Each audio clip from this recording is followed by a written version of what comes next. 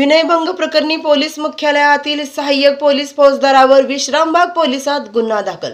मुख्यालयातील महिला पोलीस कर्मचाऱ्यावर दादागिरी शिवीगाळी करणाऱ्या व वरिष्ठ अधिकाऱ्यांना दिलेला अर्ज पाठीमागे घेण्यासाठी धमकी देणाऱ्या पोलीस अधिकाऱ्याविरुद्ध गुन्हा दाखल झाला आहे।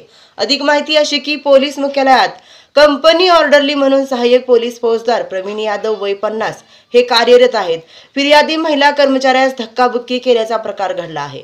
वरिष्ठाकडे केलेला तक्रारी अर्जाचा राग मनात धरून यादव यांनी थेट खाकी वर्दीला अंगावर ओढून शिवीगाळी करत अंगावर धावून गेल्याचे फिर्यादीत म्हटले आहे व तुझी शिरवतो असे मनात लज्जा उत्पन्न होईल अशी भाषा वापरली। सदरचा अंमलदार हा वरिष्ठ अधिकाऱ्यांच्या मर्जीतला असून प्रत्येक वेळी इतरांना खोटे ठरवत आला आहे। अशा प्रकाराला आळा न घातल्यास पोलीस दलाची प्रतिमा मलिन होण्याची शक्यता नाकारता येत नाही। महिलेने प्रवीण यादव यांच्यापासून मला व माझ्या कुटुंबाला जीविताला धोका असल्याचे सांगितले आहे।